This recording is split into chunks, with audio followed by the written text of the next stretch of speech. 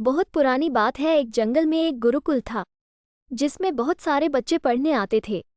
एक बात की बात है, गुरुजी सभी विद्यार्थियों को पढ़ा रहे थे, मगर एक विद्यार्थी ऐसा था जिसे बार बार समझाने पर भी समझ में नहीं आ रहा था।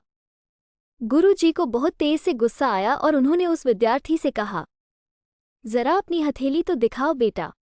विद्यार्थी ने हथेली गुरुजी के आगे कर दी।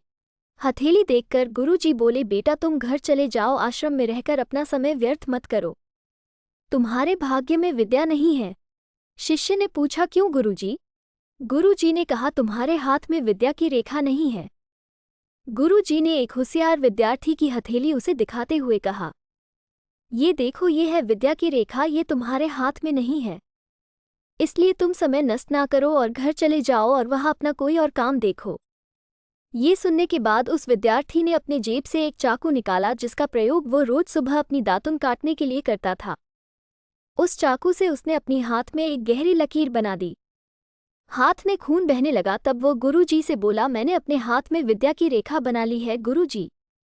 ये देखकर गुरुजी द्रवित हो गए और उन्होंने उस विद्यार्थी को गले से लगा लिया। गुरुजी बोले, बेटा तुम्हें विद्या सीखने से कोई ताकत नहीं रोक सकती है। दृढ़ निश्चय और परिश्रम हाथ की रेखाओं को ही बदल देती है। दोस्तों, वो विद्यार्थी आगे चलकर महर्षि पाणिनि के नाम से प्रसिद्ध हुए, जिसने विश्व प्रसिद्ध व्याकरण अष्टाध्याय की रचना की है। इतनी सदियां बीत जाने के बाद भी आज 2700 वर्षों बाद भी विश्व की किसी भी भाषा में ऐसा उत्कृष्ट और पूर्ण व्याख्या का ग्रंथ अब तक नहीं बना। तो दोस्तों, इस कहानी की शिक्षा ये है कि लोग चाहे जो भी बोले, हम हर एक को गलत साबित करते हुए अपनी लागन और कठिन परिश्रम के दम पर जो चाहे वो सब कुछ हासिल कर सकते हैं।